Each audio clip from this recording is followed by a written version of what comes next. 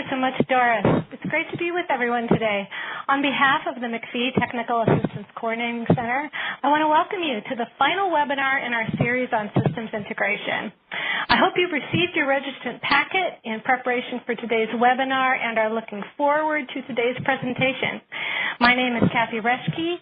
I'm the e-learning coordinator for the TAC, and I'm going to be your facilitator today. As most of you know, the TAC is funded by HRSA and staffed through 0 to 3 and our partners Chapin Hall, AMCHIP, and WRMA. The TAC provides different levels of support to MIECHV grantees, including these webinars, using 0 to 3 and partner staff, along with many expert consultants and in coordination with other TA providers. Just a quick logistical item before we get started on our topic today. Because we're using a phone line rather than your computer for audio, all of you are automatically muted, which means you can hear the presenters, but they can't hear you. However, we do want to know what's on your mind. So to share your comments or questions, you'll use the control panel that's located to the right of your screen. At the top of your panel is an orange arrow. Click the arrow button to show or hide the panel. At the bottom of the panel is an open text field where you can type your questions. I'm going to be monitoring the question box throughout the webinar, and I'll respond to your question or comment, or I'll pass it along to the presenters during our Q&A period toward the end. To start off today's presentation, we're joined by Tammy Brown, the HRSA Project Officer for Region 8. Tammy, thank you so much for joining us today. Good afternoon and welcome to today's webinar hosted by the MIECHV Technical Assistance Coordinating Center. The topic of today's session is Evaluated Systems Integration Essential Components, and we are privileged to have 4 outstanding speakers that have initiated innovative strategies to evaluate their systems integration efforts and to have a DOVE TA specialist offering their expertise on the call. A key goal of MIECHV is to increase interagency collaboration and integration of home visiting within an early childhood comprehensive system and with other community systems. States have responded to this by bringing together communities and connecting with different stakeholders to create a shared agenda for a more coordinated system that supports the implementation of evidence-based home visiting.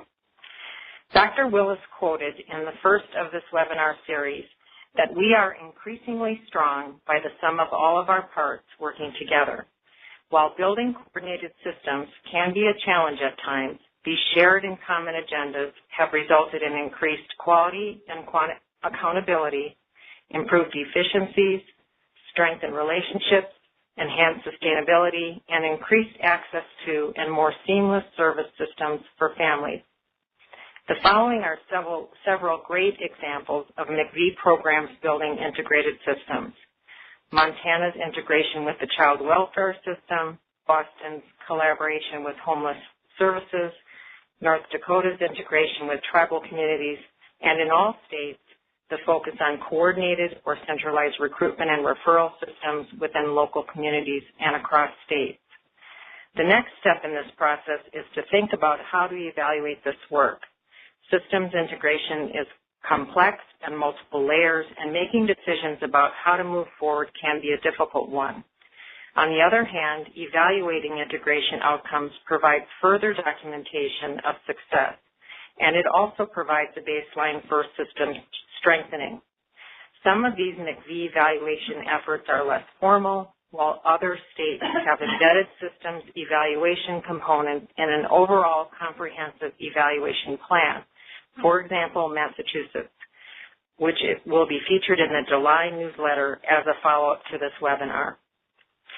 Broadly speaking, the MIECHV goals require you to focus on the 5 domains of ECCS: early care and education, social emotional development and mental health, health and medical home, parenting education, and family support services. The alignment of the 6 MIECHV benchmark areas with ECCS offers many opportunities for developing mutually beneficial evaluation strategies, making this a win-win for stakeholders and partners. The TAC gathered a great deal of information through the registration process, and thanks to all of you who responded to the registration questions.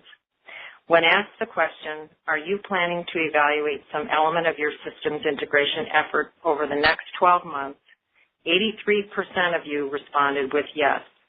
This data tells us that the webinar is timely and that MIECHV is truly supporting a focus on integration.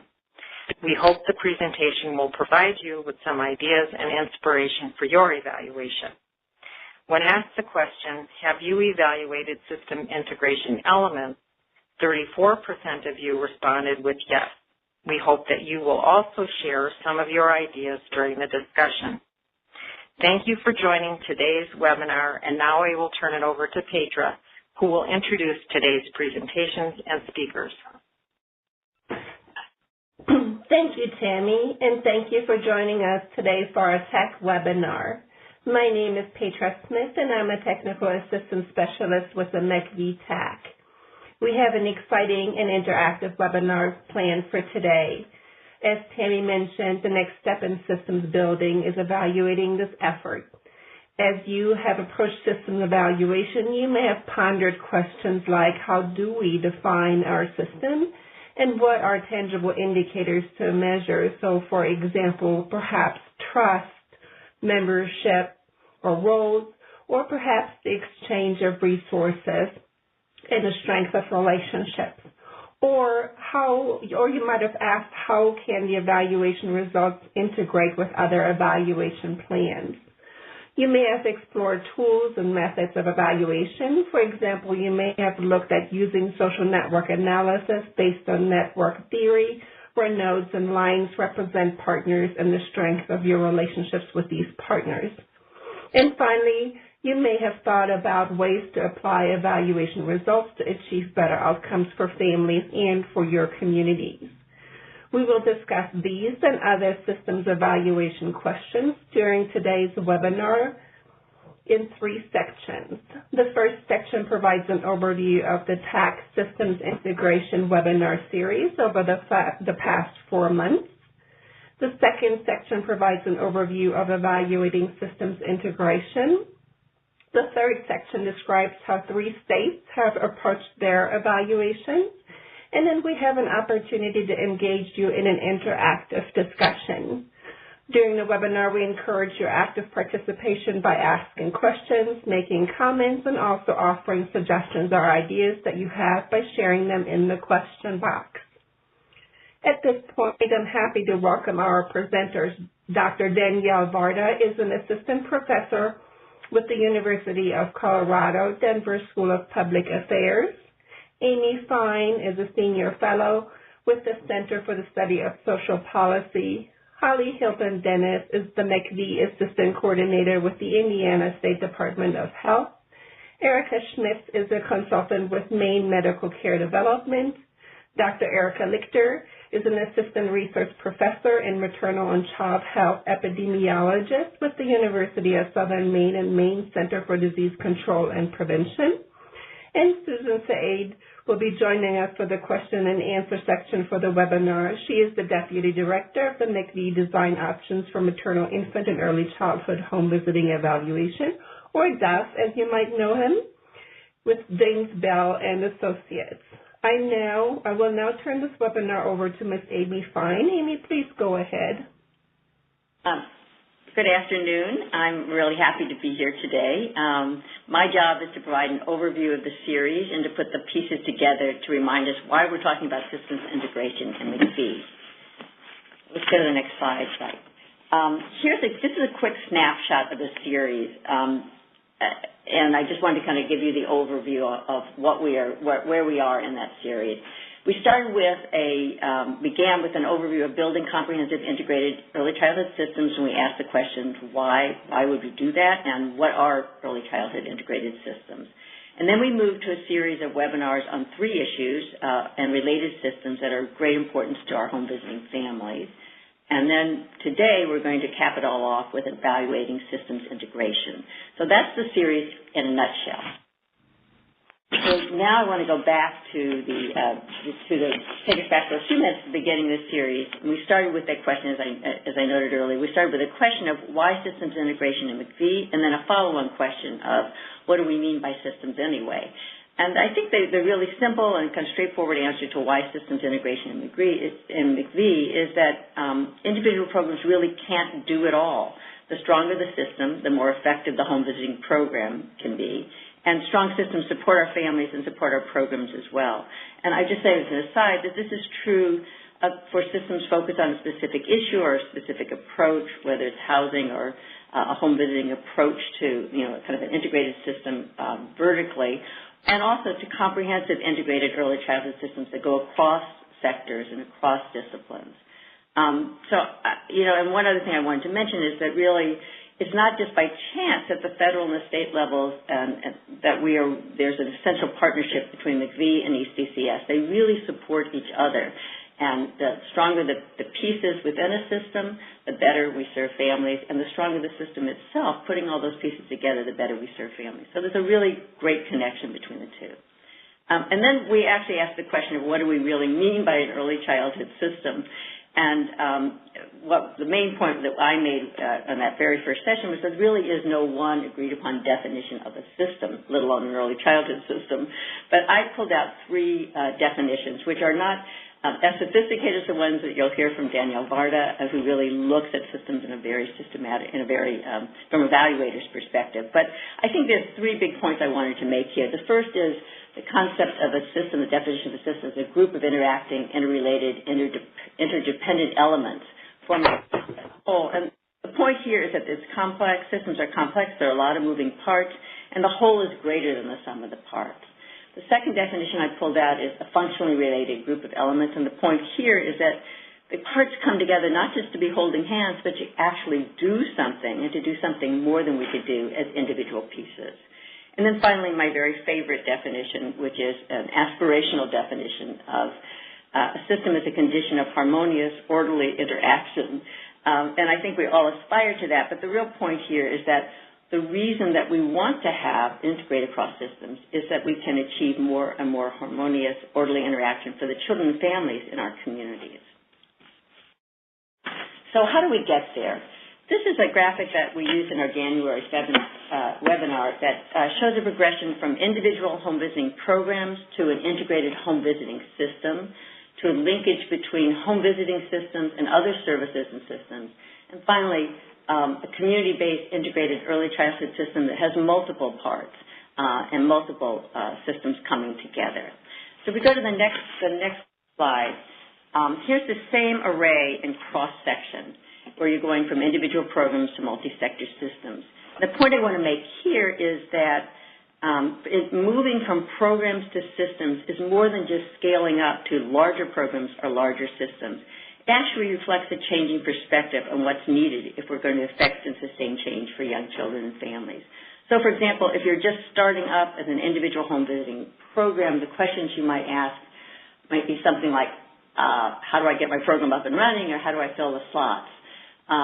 As you start to move to a home visiting system, you're putting the pieces together across models, across home visiting programs, you'll get to a question like, how do we link families to the right programs to get the best results at the individual and the population level?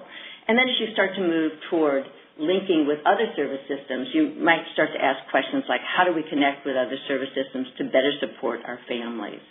And finally, this larger version of multiple systems coming together is really a whole other questions that have to do with how do we develop shared values, strategies, and results? How do we integrate across systems to improve results for our community as a whole? And eventually, we ask the question, what's missing? It's not just putting the pieces together that are already there, but what's missing that we have to fill in? So I think it's really important to kind of think about how you move from individual programs to systems. And my sense is that over the last few years, you've really moved, the MIECHV community has moved from that very important first step of how do I get my program up and running to better integration with as home visiting systems, and then now this year in particular, linkage with other service sectors and systems. I don't have the numbers right now, but my guess is that we're not quite all there for the integrated multi-sector systems, but that's a great piece to be thinking about in the next year or two, about how do we move from linkage with other service systems to a truly integrated early childhood system at the local and the state level. So at this point, I'm really curious about where you all think you are. You think about those 4 different kind of levels or layers of systems integration. So we're going to do a little poll. This is stretching my technological skills, but let's try the next slide where we're going to do a little poll and ask you to answer where you think you are on these 4 possibilities: the individual home visiting program, home visiting systems. Have you accomplished that? Are you at the linkage with other service systems? Or you think you're at the level of really community-based integrated early childhood systems as a part of those systems in your own work? We'll wait a couple seconds, and then I think we'll have actually the results. So just take a time now just to check it off if you can.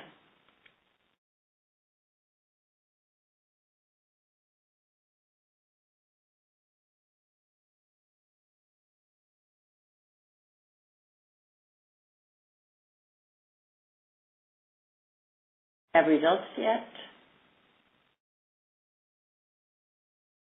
Oops. Okay, here we go. So it looks like interesting.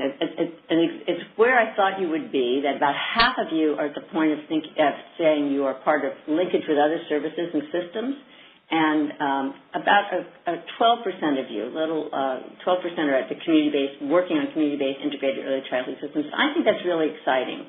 I think, we've moved a long way from when we first started, where most of us were doing just really the basics of putting our programs together. So we'll be looking at, it'd be interesting to look at that over time, over the next year or so. So let's go on to the next slide. So in our early session, we also talked about, we asked a couple more questions, and I'll go through these fairly quickly. We raised the question of what do we mean by comprehensive early childhood system at the local level, and what makes the system effective? And again, there's no single answer what an early childhood looks like, but there are 4 big building blocks that I think we've identified in our work at the Center for the Study of Social Policy and other work that I've done around early childhood systems. And they are focus on population and place, shared goals and results, aligned and enhanced services and supports, and capacity building and systems change. Those 4 pieces really go together to help build quite effective early childhood comprehensive systems. Going on to the rest of the webinar series, we went from that initial kind of framing of the issue of systems integration to drilling down on 3 crucial sets of issues faced by many home visiting families: behavioral health, housing, and intimate partner violence. And each of the webinars had a set of objectives that were quite similar. They weren't stated exactly the same, but basically for each of those webinars, we made sure that folks could understand, and we gave information to understand the need or the issue among home visiting families. Then we explored some resources and challenges and barriers, both for the families and for the agencies who are trying to address those issues. And then finally, which I really loved, is some really concrete examples of integration for home visiting and other service systems. So we gave some examples each time. And if you look across then, going to the next slide, if you look across at what was that framework for change? When we had those examples, where was there effective integration? As I looked at it, there's 3 components to that, what made the change happen. In each of these sites that we gave examples for, there was capacity building for the staff and for the agencies that are, and for the programs. So information, training, support from the sister service system, so we really understood the issue. The second is, then they began to enhance services for the participants, access to additional resources, online materials, et cetera. And then I think this is a really important piece. The third building block is actually making systems change so that it wasn't just a one-off, but actually integrated into a system. So you had MOUs, you had applications, funding applications that changed what was required, and then adopting new policies, for instance, universal screening. So new policies that actually put into place a system to institutionalize it. So let's go to the next slide, because now we're at today's session, in which we're going to talk about evaluating systems integration. And my headline for this session is that it's an opportunity to wrap up and to ramp up, because we're going to learn about systems evaluation components, tools, and measures. We're going to explore examples of systems evaluation from 3 states. And what I'm really excited about all of this, but it's particularly interesting, is to identify systems evaluation design options that can further strengthen our integration. So it's really an opportunity both to understand it, to wrap up, and to ramp up what we're doing going forward. So I have one more resource that I wanted to share with you, and that is some work that I'm doing through the Center for the Study of Social Policy and the Children's Services Council of Palm Beach County that are co-supporting an initiative called Early Childhood Link, a learning and innovation network for communities. Our focus is on building early childhood systems, and we've just ramped up from 3 starter communities that we've been working with over the last year to 9 communities that are quite far along in building these comprehensive early childhood systems at the community or county or city level. We're very, very interested, all of those communities are very interested in evaluating the impact of systems. So we want to hear from you. We want to hear about your work. Please contact us. I gave you 2 different ways to get in touch with us. And we would love to hear more about how you're going about this work and how we might work together. So at this point, let me turn it over to Danielle Varda, who's going to introduce the topic of evaluating. Hi, thank you, Amy, and thank you to everyone today. I'm happy to be here. I'm just going to give a brief overview of evaluating systems integration.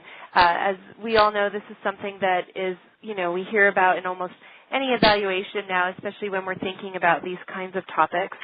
And I'm going to start just with a simple question: what is a system? And, systems thinking was cutting edge in the 1960s and kind of considered dated in the 80s, but it's really come back in recent years. And I noticed a recent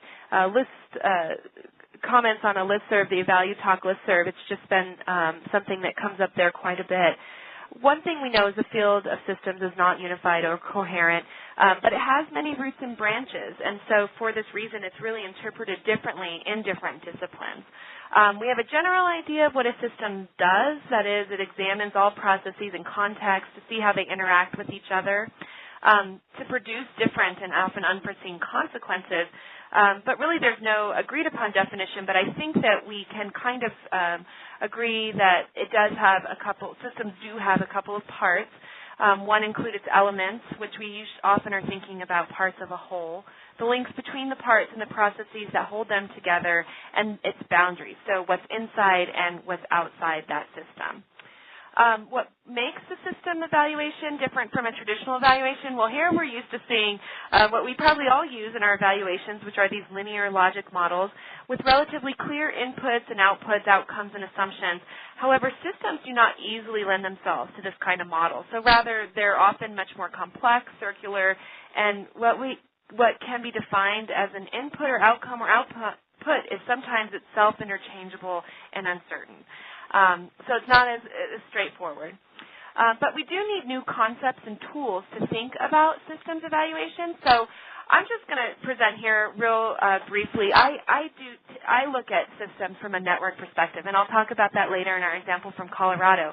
But we really do need new ways to evaluate systems. In this case, I talk about partnerships and interrelationships. There's a current assumption often that when we are building up partnerships and relationships and systems, that more is better, and we call that counting noses. Often it's implied that the more partnerships we have, the more people at the table, somehow that system is better. But there's alternative assumptions that less can be more. So, for example, in these pictures I like to use at the bottom, which are network maps, I'll just go through them real briefly. But imagine that that's you embedded in your own kind of social sub-network there in the bottom left picture, and you're very closely connected to a lot of people like you, but you're also connected across boundaries to all these other social sub-networks that have connections to folks that are unlike you. So we call those our weak ties, the strength of weak ties, and those bring us a lot of advantages. But that in our work lives can be really overwhelming, and when trying to coordinate a system, it can be too much to manage such a complex system. So we need to try to find ways to simplify that and break it down. So in the center picture, you'll see you now having the same connection to the subgroup, so giving yourself those advantages, but reducing a lot of the redundancy. So therefore, you are freeing yourself up time to create new relationships with other subgroups, and therefore bringing those advantages that you would get by connecting to lots of others, but doing it in a more strategic way. So what's important about evaluation and systems thinking is that we need a way to kind of break down these complex pieces and think about them in not just a strategic way, an evidence-based, data-driven way, but a more simplistic way. So being involved with systems work doesn't mean making complexity out of everything. It could mean simplifying things so that you're getting the advantage of all of those systems connections. So what are systems outcomes? So this is also not an easy answer, and this is just one perspective that I have. Often folks are trying to connect and build systems, for example, building partnerships for systems building by convening stakeholders, going through needs assessments, leveraging resources. And that red line kind of shows that we almost always jump straight to children and family outcomes or some kind of population outcome that somehow says because we're building partnerships, now we have this population or client outcome.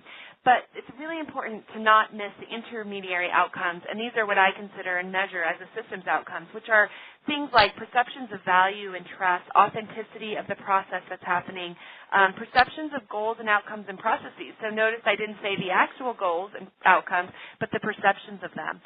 Measures of things like coordination, efficiency, and redundancy, a lot of times set within community contexts and among organizations. So all of these things are quite complex, and it's not it's as important to be measuring this piece of the system as it is to see if we are connected to those population and client outcomes. So in the work that I think all of us are doing, our ultimate question is, how can I use this information to manage this system? So that's why we engage in evaluation, so that we can get information and improve those processes. So some people hesitate about using systems evaluation, and it's important to touch on those. Oftentimes there's confusion about how we combine different systems, ideas into a workable evaluation or policy framework. There could be uncertainty about the methods and tools available to operationalize systems, and concern that the results of these kinds of evaluations may not be seen as sufficiently robust. So because systems are sometimes a little bit, because they are so complex, it's often difficult to use standard traditional methodologies, so we do use other alternatives.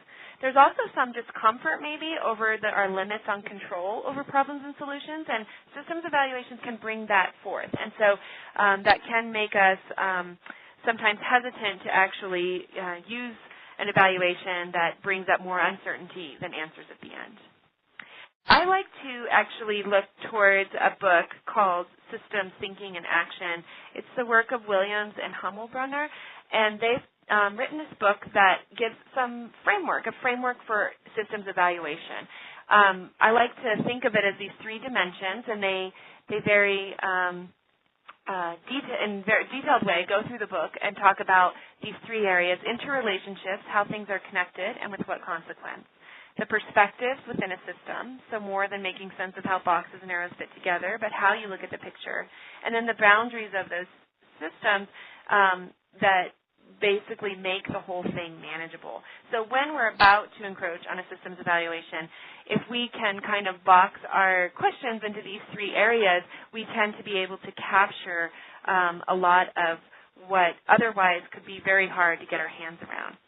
To save a little time, the next three slides actually go through these three dimensions, but these are also in this book that I mentioned, and it's a really handy book, and these are straight from the book. So I'm just going to briefly mention that within each of these areas, there are a number of areas to consider, things like dynamic aspects, sensitivity of interrelationships, and things like that. And a number of questions that are posed within that book that we can ask to help us explore that area of that system. So for interrelationships, things like what are the nature and structure of interrelationships, the process and consequences, and why do they matter. For perspectives, again, there's some things to consider, like how we might see different situations in different ways and why that might be important. And then again, a number of questions that we could ask.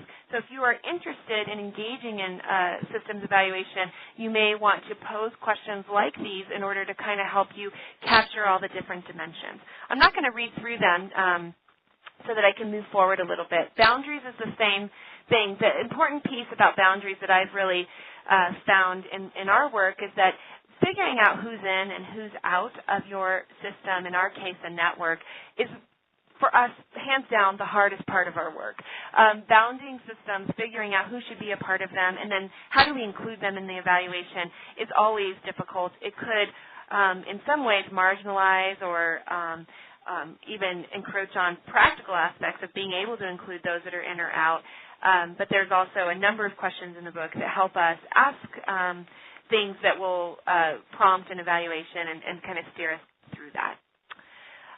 But to go forward with the systems evaluation, there's just a number of different methods. It's almost kind of fun to think about all these different ways we can collect information and learn about these environments that we're in that are a little different from our typical maybe just survey or interviews. So some examples of systems methodologies might include social network analysis, things like systems dynamic, which is more of a modeling computer simulation work, assumption-based modeling, complex adaptive systems, but causal loop diagrams, and even other qualitative and survey methodologies. Nothing's really prohibitive, and really there's just a whole suite of mixed methods that we can put together to make this work really meet the needs of each community and each individual system that will be different from the next one.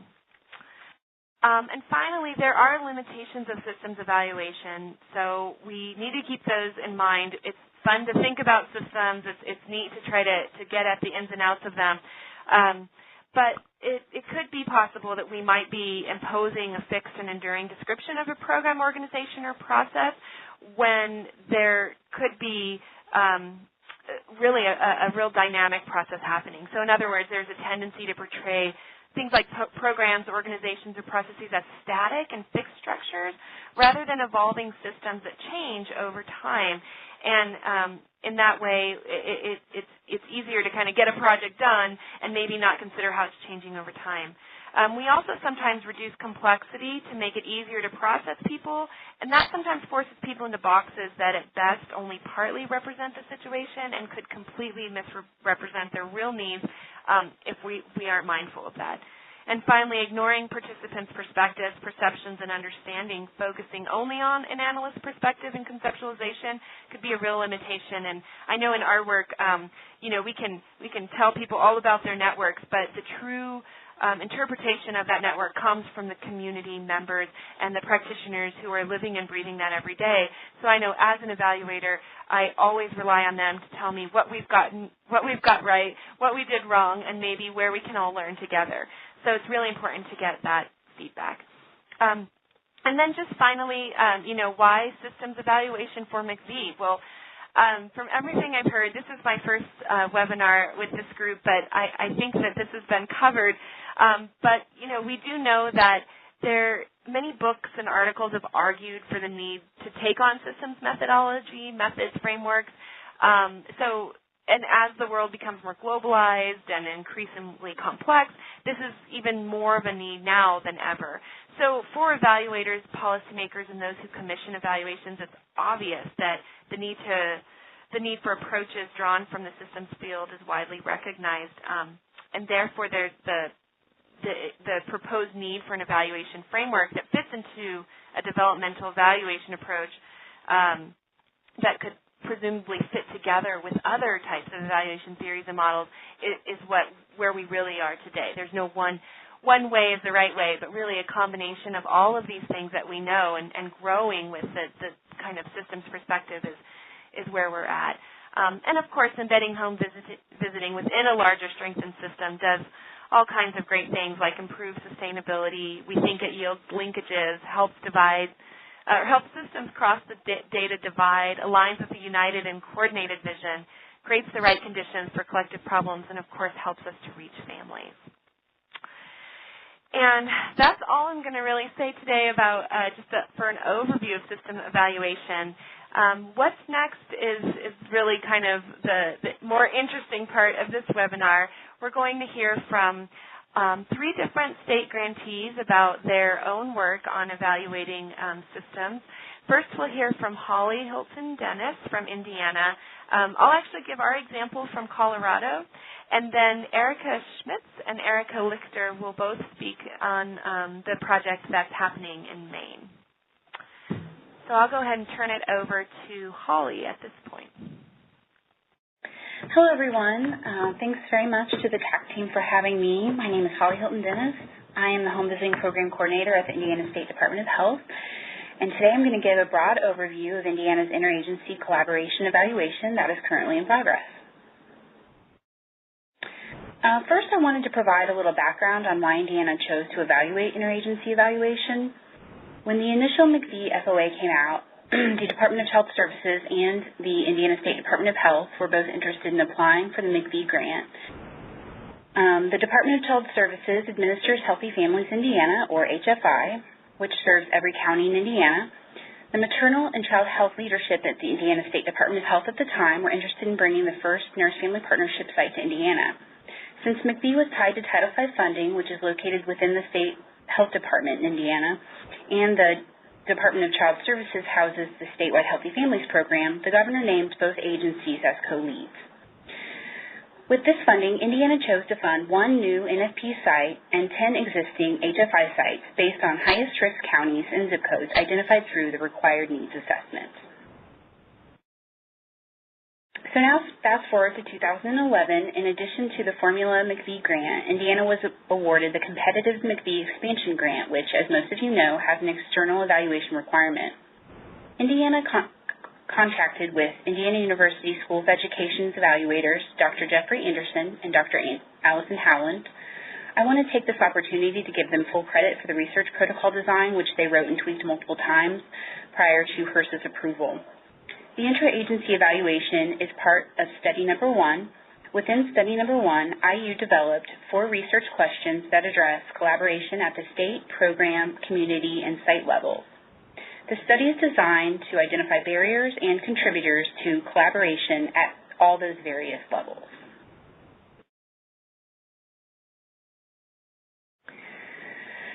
The evaluation is a mixed method design with both quantitative and qualitative measures. The document analysis will include grant proposals, evaluation advisory board minutes, MOUs between sites and community agencies, HFI program advisory minutes from NFP planning meetings, and other joint projects developed and documented in relation to the Indiana MIECHV program. All identified interviewees will be asked to complete the interagency collaboration activity scale via SurveyMonkey. The results will be incorporated into the qualitative analysis. The interview was adapted from the MIECHV State Administrator baseline and 12-month interview. The study sample for the semi-structured interviews includes identified administrative stakeholders at the state, program agency, and program site levels, as well as representatives from outside community agencies that initiate and or receive referrals from NFP and HFI. The baseline interviewees were selected based on involvement at the inception of the MIECHV project. IU will also be administrating 2 electronic surveys related to referral coordination. The first survey will be given to home visitors. This survey will be used to identify the community providers they refer clients to most often. Community providers identified by the home visitors will also be surveyed in order to study the progression towards a coordinated referral system. As I mentioned in the previous slide, the interview was adapted from the MIECHV State Administrator baseline and 12-month interview. The interview is composed of the subheading subjects listed on this slide. Indiana's MIECHV Evaluation Advisory Board identified 19 stakeholders for interviews. Of the 19, 16 interviews were completed by the IU team. The results are currently being analyzed. I will be happy to share the entire interview question document via email, but it was too large to incorporate into this presentation. Unfortunately, I don't have any study results to share with you today, as IU has just completed the interview transcriptions. I will, however, share some lessons learned courtesy of my evaluation team. Identifying a pilot interviewee was helpful to them in testing the interview process, and they did make some adjustments after the first interview. IU first proposed using an emerging study design in order to be able to revise the participant list and research questions based on initial findings. If you have some flexibility in your design, it makes sense for qualitative research to build upon findings.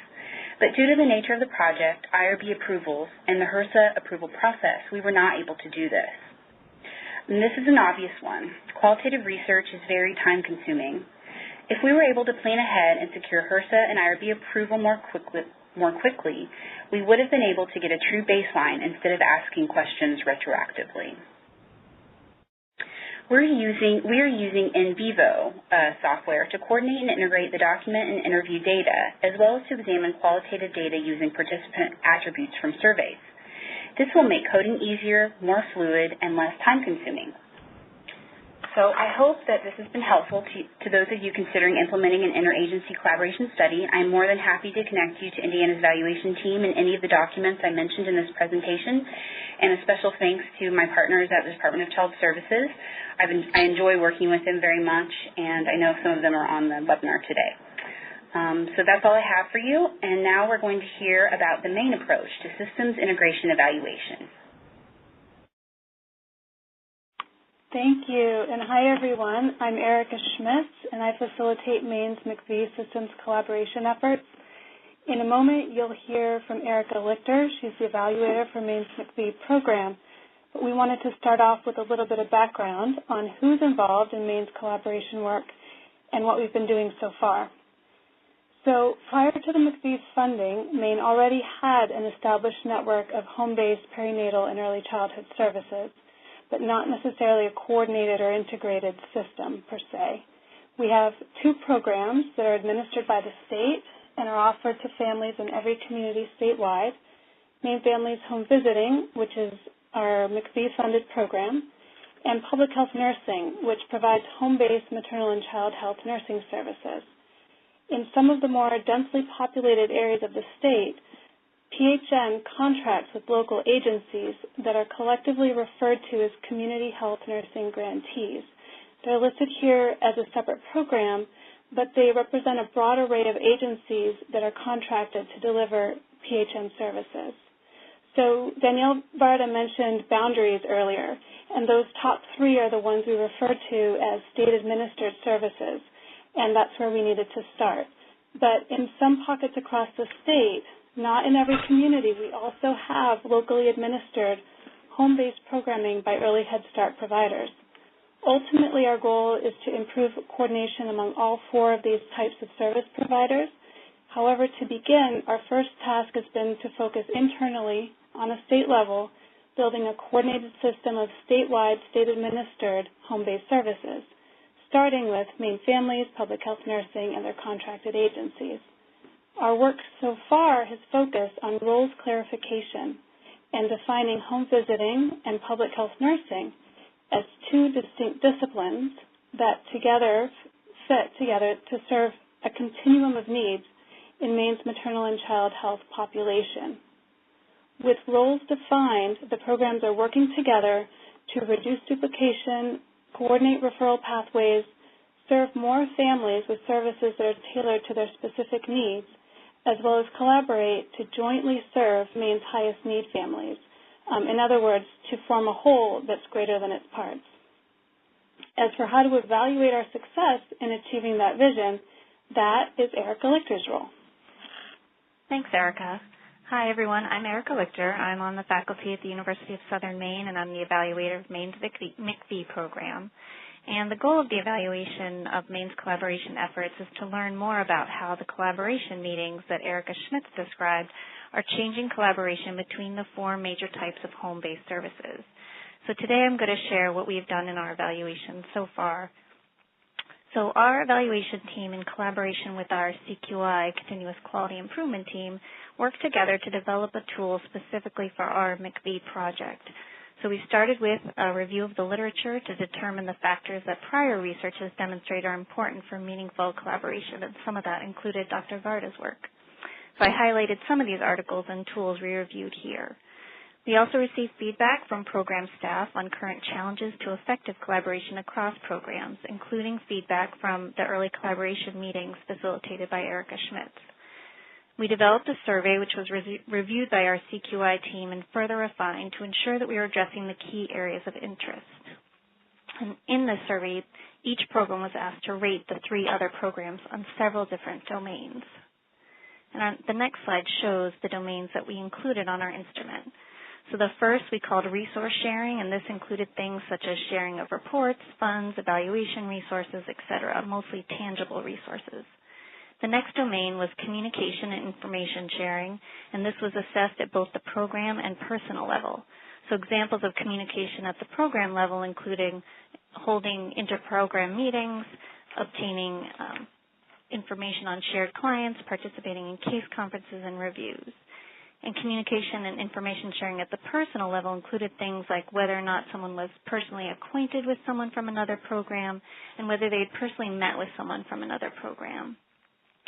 The third domain we called mutual agreement and coordination, and this included things like having formal and informal agreements, sending and receiving referrals, as well as joint decision-making around outreach to providers, recruitment of families, and training. And finally, we measured what we refer to as beliefs, perceptions, and relationships, and this included questions about staff's personal perspectives on the other program, including how much they trusted the other program to make appropriate referrals, follow up on referrals, and provide high-quality service, as well as their perceptions of redundancy. And we also asked participants to rate their overall level of collaboration with each of the other programs using a single item on a scale of 1 to 5. So on the next slide is a portion of the survey. This is just to give you a sense of what the participants were asked to do. So this is a part of the beliefs, perceptions, and relationships section. As you can see on the left are some of the items asked in this section, and you can see how participants were asked to rate the extent they agreed with each item for each program on the survey. And they were instructed not to answer the questions for their own program, just for the other programs. So essentially they were asked to answer each question 3 times, and this was administered through a paper and pencil survey. So after the survey was developed and refined, it was sent to the supervisors of the 4 types of home-based early childhood providers in Maine. A total of 33 supervisors received the survey, and we had an 88% response rate. 100%, we were pleased that 100% of the response rate, the supervisors from Maine Families, Public Health Nursing, and Community Health Nursing returned the survey, along with 64% of the early Head Start providers. For our analyses, we examined the individual questions as well as created scores on each of the domains, and I'm not going to go into that in detail. We'll talk a little bit more about that after. So as you can imagine, the survey yielded a lot of information and a lot of numbers, so we developed a visual means to display the data based on prior research. So the next slide shows the collaboration maps that were created for each of the domains measured in the survey. The circles actually represent the different programs. We have not identified them in this presentation except for Maine Families, which is labeled by MF, and this is because we haven't shared the results with everyone yet. So the arrows represent the average scores. The arrows range in thickness and color, so darker color and thicker arrows represent higher scores on the domain. So as you can see, these maps allow us to quickly assess the overall level of collaboration in a specific domain and across program pairs. So on the next slide is a collaboration map for one of the domains, the beliefs, perception, and relationships domain. So these questions were asked on a 5-point Likert scale, and the overall average rating on this scale was about 3.7, so close to a 4 or agree, which is a pretty high level of high rating. You can see overall this had a pretty high score in this domain. On the next slide, we have collaboration maps for all of the different domains. I guess the circles didn't really show up on this, but seeing them side by side allows us to see the areas where the supervisors rated the highest levels of collaboration. And I especially love this slide because it shows us simply at a glance where our strengths are and where to focus our efforts. It shows us that on an interpersonal level, we already have relatively strong positive relationships and trust between supervisors, as well as general positive feelings about each other's programs. It also shows that on a formal inter-program level, we have some work to do. This confirms that we're on the right track with our efforts to improve formal roles clarification, referral coordination, and collaborative practice guidelines. If we succeed when the follow-up survey is conducted, we should expect to see thicker arrows for domains such as resource sharing, program-level information sharing, and mutual agreements and coordination activities. And hopefully we'll also see that strengthening those program-level relationships won't negatively impact the interpersonal relationships that were already so strong in the beginning. Thanks, Erica. So just to summarize, the survey and how we displayed the data allow us to look at collaboration from multiple perspectives. So we can look at it overall, by domain, as well as for specific questions and see how collaboration varies across the domains and programs. We believe the survey provided us with some useful information, but we did learn some lessons along the way, which is on the next slide. So, for example, we believe there was we found there was some confusion about collaborators' affiliation. So, for example, a Maine Families Program Supervisor may know she works with a public health nurse, but she may not know whether that nurse is employed by the state public health nursing program or is one of the grantees from the Community Health Nursing Agency. And also some programs have fewer supervisors serving larger areas of the state. So as a result, a lot of the collaboration work happens by frontline staff, and some of the supervisors may not be aware of it all. So to gather more information and address some of these challenges, we administered a shortened and somewhat simplified version of the survey to staff in the spring of 2014. These data are currently being analyzed. The survey was done over the web rather than paper and pencil, which allowed us to add drop-down menus and skip patterns to clarify program affiliation and service area. We're also planning on conducting interviews with supervisors to gather additional information that will supplement what we learned from the survey. And a follow-up survey is also planned that will be conducted to allow us to compare results over time. And one thing that's been so great about this process is that we have had a feedback loop throughout between the evaluation and the collaboration work, with the evaluation results informing our work in the field and the evaluation team being so open to feedback from the collaboration process in order to refine the tools that are used for the evaluation. It's been a true team effort, and these slides reflect the hard work of many individuals on the MIECHV evaluation team and our state CQI team. Thank you so much, and next you'll be hearing from Danielle Varda regarding data-informed systems improvement efforts in Colorado. Hi. So I'm going to go ahead and present today a piece of the MIECHV evaluation that is focused on some of the systems building work that we're doing throughout the communities. So a little bit on the project background. So in partnership with the Colorado Department of Public Health and Environment and the Colorado Department of Human Services, the partner team, which resides here at the University of Colorado, Denver, in the School of Public Affairs, has worked together with the early childhood councils within the MIECHV communities to assess systems relationships. So CDPHE, the Colorado Department of Public Health and Environment, is actually the MIECHV evaluation team, and so we're just working with them on this one piece of it where we are working closely in communities to look at the different programs and the relationships that and networks that have been built up among them so that within each of the early childhood councils. So for our methods, we actually utilized a quality improvement methodology that included 4 steps, primarily focused on a social network analysis approach.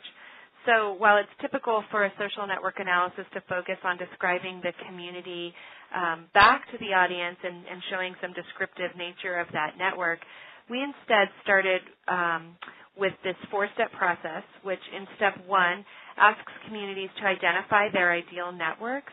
We then administer a survey in step 2 to get a measure of the network. What this does is it allows us to identify the gap between what the networks actually look like and what the community identified as the goals of where they want to be. So what this does is allows us to create an action plan for getting from where we are to where we want to be. To do this, we utilized mixed methods, including stakeholder meetings, surveys, and a participatory approach that continues to include a feedback loop with the communities. So just a little bit more about that 4-step process. The first step we called identifying the ideal network. So in January of 2013, we invited stakeholders in early learning, family support and parent education, socio-emotional and mental health, and health, all as part of the early childhood councils to come together to identify stakeholders and do an exercise like you see in the picture here where they actually use thumbtacks and these foam boards and rubber bands to create what to them would be, given all of the constraints of a community, the ideal system that would would best implement these home visiting programs. We then go back to the office and code these networks. So the picture on the right there of the network map show their network kind of coded so we have a little bit of data about them. Then in step 2, we use a survey called the Partner Survey, which is the program to analyze, record, and track networks to enhance relationships. It's a quantitative methodology focusing on the relationships between and among organizations, which allows us to measure and map relationships and flows between the organizations. This is a tool we house here at in our school. Within that survey, we asked respondents to answer questions about themselves, to report outcomes and resources that they contributed, to talk about relationships with their partners, including their home visiting relationships, perceptions of trust and value among the partners, and we included some questions from a tool called the Process Quality Working Together tool, which is one that the communities had been using for years prior to this evaluation. So this way we were able to look at some data as well over time about the quality of the process of their work together. In step 3, what we did we were able to identify the gap between the actual and ideal by looking at their ideal networks, looking at the data that we got from the data collection in the partner tool, and from that we were able to find gaps and create some action steps. So as a result, each community has the actual partner tool, which has the raw data available in it for them so that they can create their own visualizations and do their own descriptive work.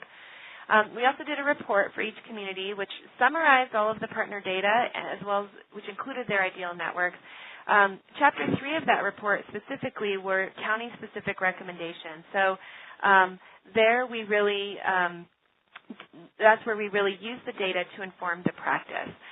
We have these little little boxes throughout the reports that have the question marks that are the quality improvement questions to consider. So it's important to us that each piece of data inform an action step, inform practice.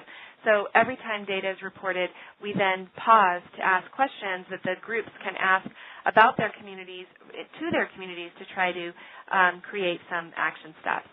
On the next slide is an example of the county-specific recommendations. So what we've done here is actually just show you at a glance what they look like. So within each recommendation, we have data. We include the questions to consider, and then the recommended action steps. We know as evaluators that we need the communities and their feedback and their input to really get these recommendations right. So all we're doing here is offering our best advice, and then we go through these with the communities and ask them to reflect on these. And some they've already addressed, some is not really relevant to their community and we didn't really get it right. But every now and then we get what I call a hit, which is where they basically say, yes, this is something we really need to work on. We can link the data that we just collected to that action step, and we even have some guiding questions that may help us move forward. Finally, in step 4, we do use the data to inform practice, so we do go through that process. The partner data's primary purpose was to give each community data back so that they could strengthen their systems, but not to compare them to one another. And that was really important in the evaluation, that we stressed to them that we're not comparing them across sites, but rather comparing them to their own personal goals about how they want to build up that system. So just a couple examples from the data on the next few slides. This one shows we asked folks who answered the survey from throughout each community to tell us about their relationships in all of these different domains that relate to child and family outcomes. Home visitation here, you can see on the far right, showed the fewest number of connections, even some isolates. But what was really important in this finding was that many of the folks that we worked with in the communities told us when we started or when we did the ideal networks that they wanted to build up these relationships around their home visiting programs because nothing was happening in their community, because it was such a system that was not well developed. Well, what was neat about this finding, just the simple map shows that there's lots of different connections that are already happening. We actually can pull out each of those relationships. We call it the dyadic level, so every 2 partnerships, and try to understand and they reported exactly what's happening within those relationships. So it gave each community a lot of detail about all the relationships that already are happening from from those that were just very infrequent, meaning folks just kind of knew about each other, to those that described themselves as very integrated and having very integrated programs. So there's a lot of information here to look at what's happening and how can we replicate those practices. On the next slide, it shows a little bit about the way that members of these systems trust and value one another. So in this kind of relationship, measures of relationship, perceptions of what's happening among the partnerships is almost as important as anything else that's actually happening. So, for example, if there's high trust and members perceive high trust among one another, that's pretty much a good outcome, whether we know that high trust is actually occurring or not. But let me direct you here to the bottom picture with a circle around it. There we actually asked some folks we asked everyone in the survey to rate each other on these 3 dimensions of value: power and influence, level of involvement, and resource contribution. The blue bar shows all members' average perceptions of value of one another. The red bar showed all members' perception of value towards the Early Childhood Council as an organization. And the green bar showed the Early Childhood Council's perception of value towards all the other members. So what we found here, and the reason I brought this one as an example, is the green bar that's circled there in the last section on resource contribution shows that the ECC's perception of all members in that network was actually quite low, lower, in fact, than any other's perception of one another. For us, for the ECC, they were kind of surprised that their own perception was so low of their members, and they were a little reluctant to share this with the community. But in the end, we all realized that this was a great spot for an action step. This coordinator was saying, within the system, I'm not really seeing where to get resources from my partners, which is one of the reasons that they're all here. In subsequent data, we actually have a resource inventory. Everybody reported what resources they can contribute to this system. And so, therefore, the coordinator could go to that and began to do some strategic thinking and create an action plan around how to better leverage resources among the system's partners. And finally, there's a lot of call in Colorado for standardizing systems measures across sites. This is something that we just don't, it's very hard to do in a system. I talked earlier about how each community is different. We don't compare them across. However, when the state is saying we're trying to look for standardized systems measures, we're trying to help them think that through. So what we're doing is we're using this QI methodology to try to come up with some way to kind of look at some standard kind of measure across the different sites. And this is just an example of how we're conceptualizing this and just working on it. But basically, we're taking a number of dimensions within the system, looking at their ideal or standardized scores, their ideal score as a standardized score, looking at their actual partner measures for those dimensions, and then looking at the difference. So how far are they from their ideal scores? And in that way, we're able to kind of get a sense of how far each community is from their ideal goal of where they'd like to be. And so therefore we can talk about communities in terms of having being closer to their ideal and farther from their ideal. But again, while creating a standardized score, we're still not comparing one against each other. We just truly believe that each community has its own backstory, its own details that we really cannot understand fully, and so it wouldn't be really fair to measure and standardize across all the sites.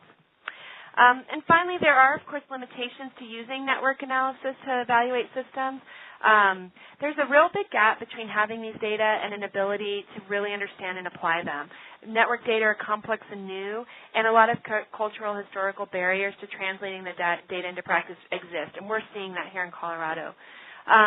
Systems building and measurement is a lot of work, and folks sometimes are reluctant to participate in this kind of evaluation. So it takes a real commitment and a lot of resources to do this kind of evaluation.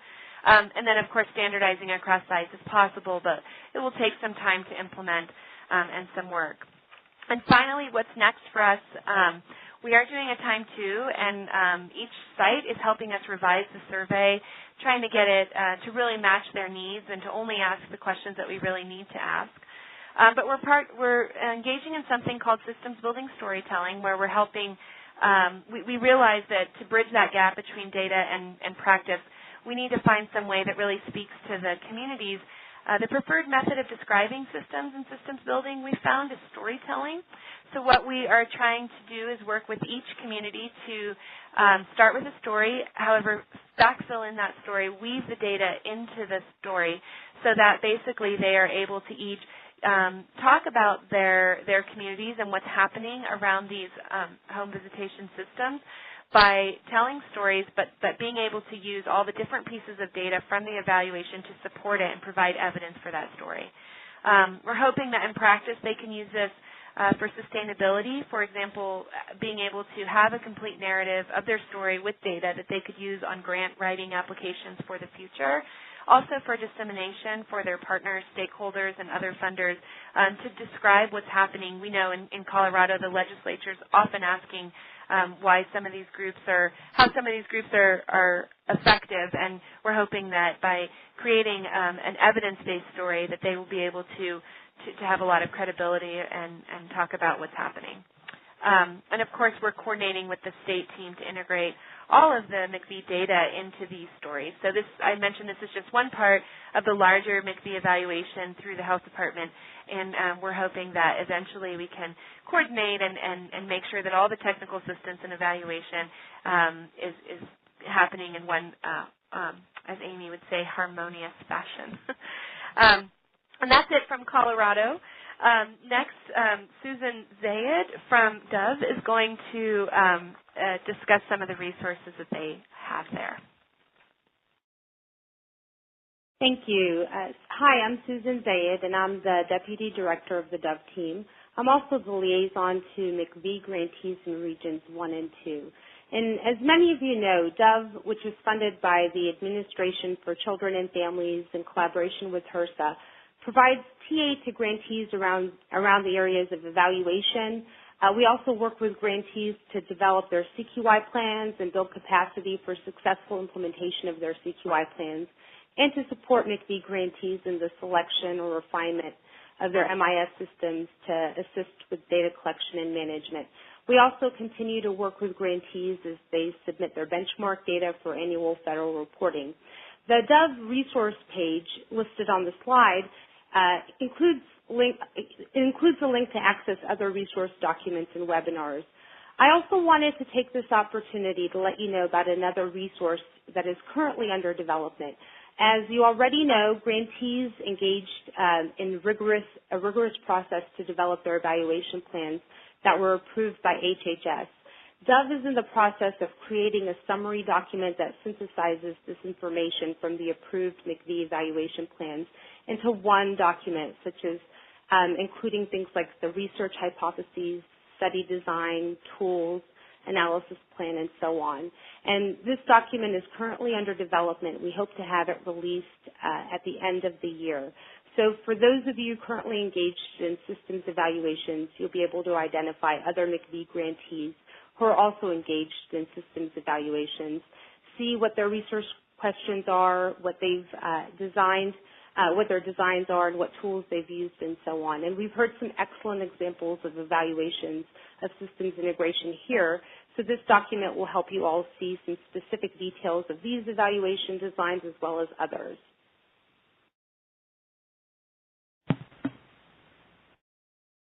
Thanks so much, Susan. And thanks to each of our speakers. So much knowledge and concrete examples, strategies, tactics for evaluative systems integration. As always, we want to allow some time for you to pick their brains. You may have questions that were sparked when you heard something that one of our speakers said. So we are going to have about 20 minutes, 15 or 20 minutes to answer questions. For this Q&A segment, we're going to be drawing from questions that you submitted during registration, but also you have the opportunity to ask some questions that may have come up during the presentation. So if you would, if you think of something, enter it into the question box, and we will incorporate that into our Q&A time. While you're doing that, we're going to start with one of the questions that was submitted during the registration process. So, Amy, I would especially like to address this first one to you. Has anyone successfully tied systems integration outcomes to family and child outcomes? I wonder if you'd address that for us. Sure. I think it's a fabulous question, and it really gets to the heart of why we would want to do systems evaluation. I mean, again, what I had said earlier about the bottom line is, are we actually making a difference for kids and families? And I think it's really important to build this body of knowledge. When I think about this, I have several examples that come to my mind that are not technically systems evaluations, but I think can contribute. And so let me just mention those. I'd be interested in others' response as well. The ones that come to my mind are just, I'll just name 3 or 4 of them, but one of them is the original collective impact study that was conducted by Kanya and Kramer, and within the Stanford Social Innovation Review. And really what they did is they looked at successful community-wide initiatives and then worked backwards to say what are the key elements of those initiatives. And one of the things they really found is a very collective, systemic approach. So that, again, it's not systems evaluation per se, but it's taking the evidence of improved outcomes and then working backwards. Some of those elements are really collective and systemic. Another good resource to think, to help us think through that question is the whole framework of results-based accountability, which was developed by Mark Friedman, and that framework's been used successfully in communities and states across the country and also internationally to improve outcomes in a very systematic way by focusing on shared results. And it's a really great tool. Mark has a book called, which I love the name, Trying Hard is Not Good Enough. And the approach is really to start to look at what are the outcomes as we do our work. And one of the questions that's asked of all these agencies is not only what did you do, but did it make a difference for kids and families? I think it's a good question to ask. 2 more quick examples. The Westside Infant Family Network in LA is a nice, a lovely project that is a succinct set of data looking at improved maternal and infant mental health outcomes. And it is, I think, really instructive to us because they used 3 long-standing agencies in a community and brought them together in kind of a tiered set of service and support with very positive outcomes. You can find them on the web. And one other quick example was of the Opportunity Knox project in Middletown, Connecticut, also small enough for us to understand, but a tiered set of service and supports that really had a huge impact on the number of expulsions from pre-K for children for behavioral problems. And again, it was working across existing agencies and bringing those pieces together. So those are a few ideas that I have about how we could start to pull together this literature. And Erica, I don't know, do you have some additional ideas about about answering that question? Amy, I agree with you. I think that it's a really important question and something that we would definitely like to do, and we've not yet done it.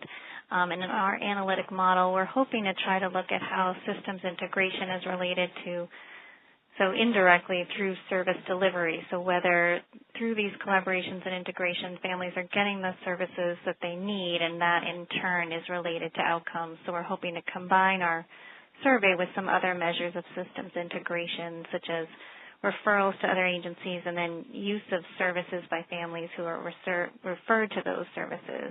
And both of these measures are captured in our home visiting electronic record system. But we haven't gotten there yet, and I would also be interested in trying to find more literature on it. If people have other examples, it'd be great to hear from them.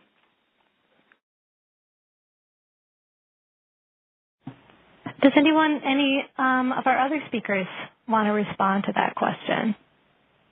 Well, this is Susan. I think Amy and Erica did a great job responding to the question already. I think the only other thing that I would add is just to stress the importance of specifying the theory of change that clearly articulates the alignment of activities that are critical to systems change and how those activities might serve as moderators to specific participant outcomes. And Erica talked about drawing those linkages between service delivery and outcomes. And, systems evaluation looks at broader changes in the system as they relate to supporting the program, and those can have some moderating effects on participant outcomes.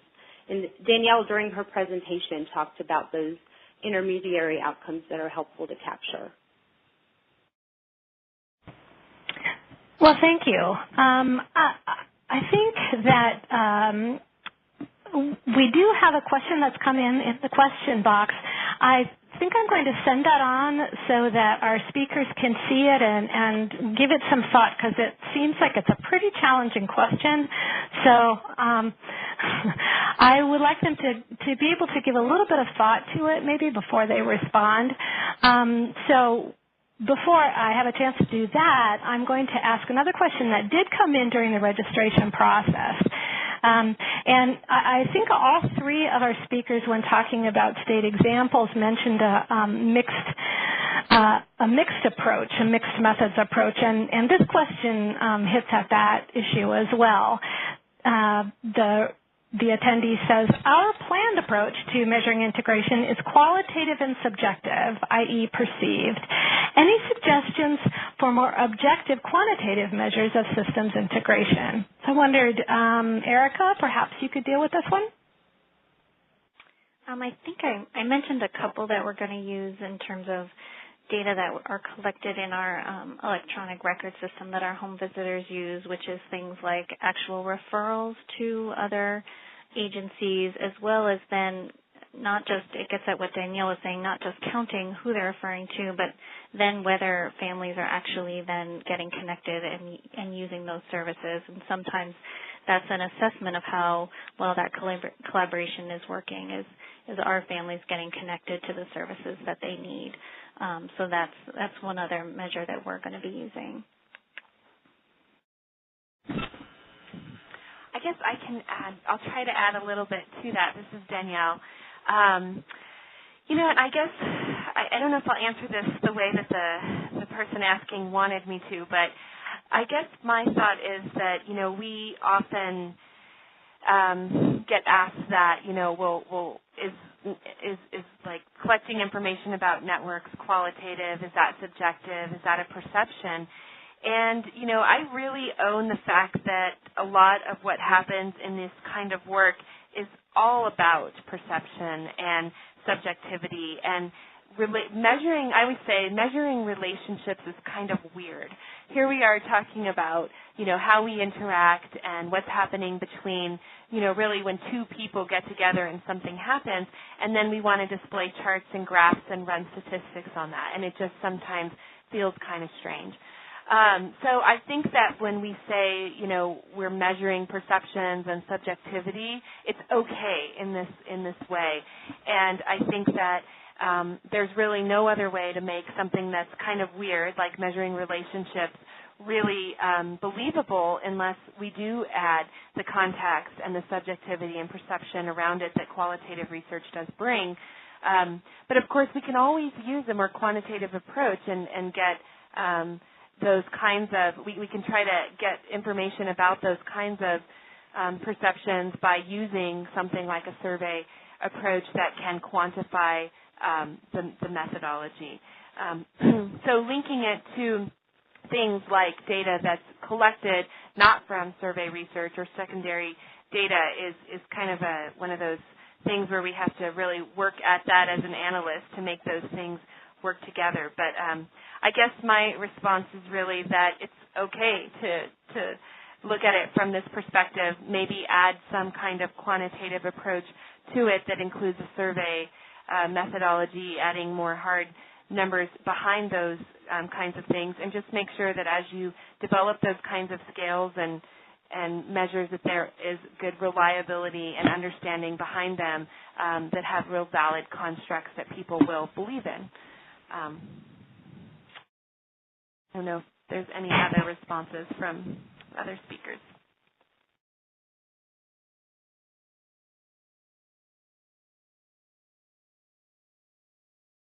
If not, we will go on to the question that Benjamin asked. He asks, Any recommendation for the tension created by the dual responsibilities for a robust system integration and enrollment to scale? So let me say that one more time in case you didn't hear it. Any recommendations for the tension that's created by the dual responsibilities between a robust system integration and enrollment to scale?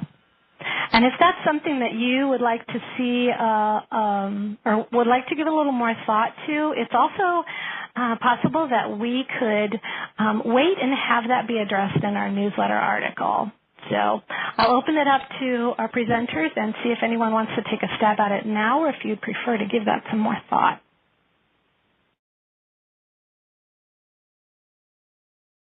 This is Danielle, and I have to admit I'm not sure I understand the question. I'm not sure. I don't understand the second part of the scaling question. So I would prefer to wait to try to maybe get some clarity at least and make sure we answer unless someone else understands, but to answer appropriately. This is Amy, and I may be interpreting it wrong, so Benjamin, write in again and tell us got it right.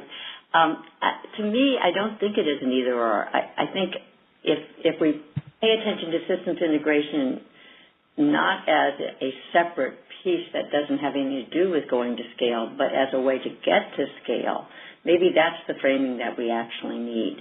I know I've seen in, well, I'll give an example of Help Me Grow in Connecticut when it first started. It is actually a centralized referral and linkage entity. And one of the things that they do, in addition to having this online referral and linkage hub, is that they bring communities together. They bring the community service providers together in regions across the state. And as I understand how that works, if that integration of bringing people together on joint problem solving actually gets services to people, more services to people in a more timely way. So kind of thinking about it, I'm interested in that juxtaposition because from my perspective, I see it, the systems integration as enhancing going to scale versus detracting from it. Thank you, Amy. Benjamin, if we didn't quite answer your question, go ahead and take another stab at it in the question box if you like. Yes, go ahead. So this is Petra. I think I want to just kind of tag on to what Amy just mentioned. I think it is, doing the systems integration as a way of leveraging your resources. So, determining, what your relationships look like with the various systems components and what those systems components might have to offer in terms of how you enroll or upscale your program. So, evaluating, what kind of pieces that you need for your enrollment to scale. Perhaps there's, training or professional development components, and then looking back at the strength of your relationships to organizations that might be able to offer those components, and then strengthening and connecting those relationships becomes important too. So to me, it's a matter of leveraging and determining which pieces need to be leveraged in order to achieve certain outcomes in terms of scale up and process in your system. Thank you, Petra, for adding that. Hope that does help. Okay. So Benjamin did respond. Let's see. There's a great deal of pressure to get to enrollment on the grants, and it's been suggested that it's all about enrollment for the reauthorization grants. This seems to keep people focused on the individual program level from Amy's slides. That is, programs feeling focused on their program to reach the required enrollment and having little time for system integration work.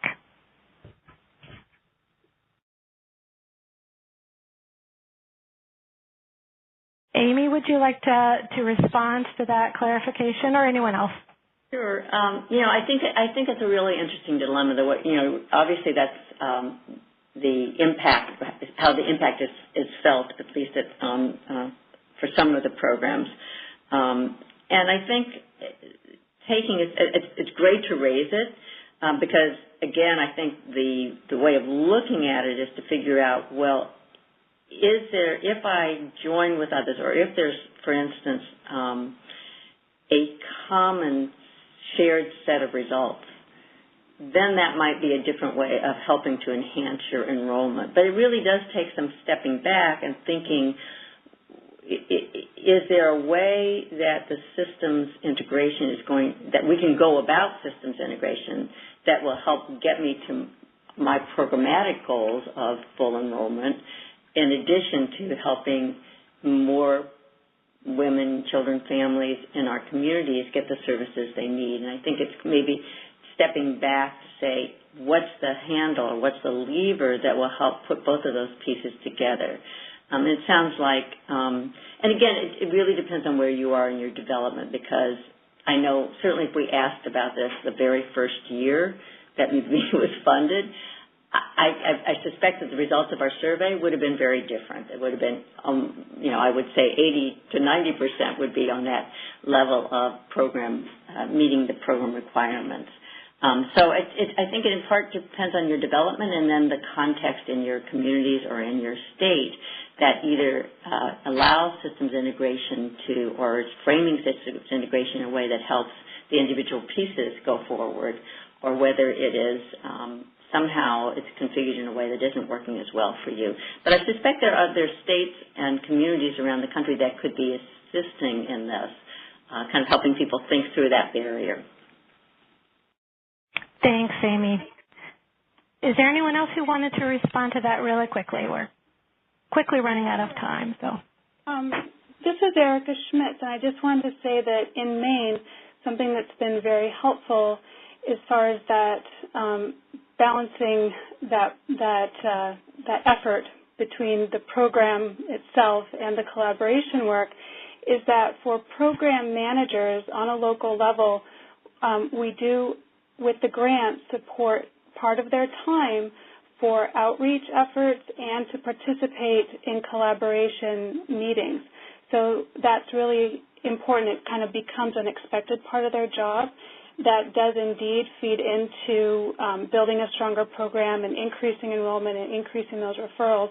The other piece I just wanted to make a plug, and I am a facilitator, but make a plug for that role of a facilitator that's external to the program, that is assisting and supporting in that work, that it's not the burden of the program managers themselves to be convening all these meetings, but it's really important to have a facilitator to do that work.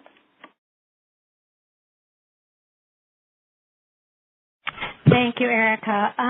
Petra, I think this is about the end of our time for Q&A. That went so fast. I wondered if you wanted to say a few words to close out our session. I would like to. Thank you, Kathy. I would like to thank our presentation team for an interesting and timely and very informative webinar today. As I reflect on the webinar, I am reminded that the home visiting in early childhood world is rapidly changing, and we've become increasingly interconnected over the past 3 years. System integration provides resources and support for leaders and increases the scope and scale of impact we have individually and collectively, as some of you mentioned today. And as we seek to develop this leadership capacity to influence the change and understand the nature of systems integration and changes in them, it is increasingly important aspect of evaluation. As Holly indicated today, we should seek to understand the networks within each context, perspective, and situation. One such context that comes to mind when I think about that is the concept of bonding and bridging. It's a term usually commonly used in social capital literature. So bonding describes connections in a more tightly knit group. Bridging signifies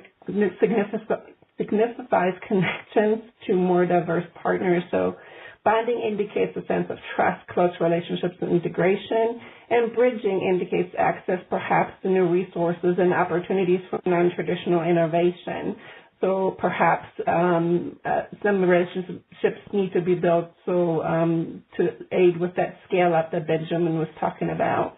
And then the extent and success to which bonding or bridging occurs in a system often can be traced back to the application of a data-driven process where purposeful efforts are used to evaluate what relationships need to be strengthened for integration and what relationships need to be built to generate new ideas. So as you develop your framework for evaluation, we want to encourage you to reach out to HRSA resources, for example, the TAC or DOV, or also your peers in other states. In closing, I would like to thank you, the audience, for your diligent work in building your systems, for your efforts to evaluate the results, and your desire to use integration outcomes to strengthen your systems connections, and, of course, for your participation in today's webinar. Kathy will provide some final housekeeping items. Please, Kathy, go ahead. Thanks, everyone. I know we are right on the end of our time, but I wanted to quickly mention our upcoming webinar in July. We don't have one in June, but in July we are going to be providing a webinar in collaboration with Dove, who will be returning with us, and it's case studies in supporting quality data collection at local sites. So I know that that's near and dear to all of you. And then also, just a quick reminder about the newsletter. Excuse me, if you don't subscribe, do, because coming up will be some follow-up Q&A and follow-up articles and additional resources on systems integration evaluation. And then, of course, you'll be getting, speaking of evaluation, you'll be getting a feedback form, and we do use that information to help improve the webinars as well as TA in general. So thank you so much, everyone. Thank you to our speakers, to Petra and the other TAC staff. Thank you all for attending and for all that you do on behalf of children and families. Have a great day.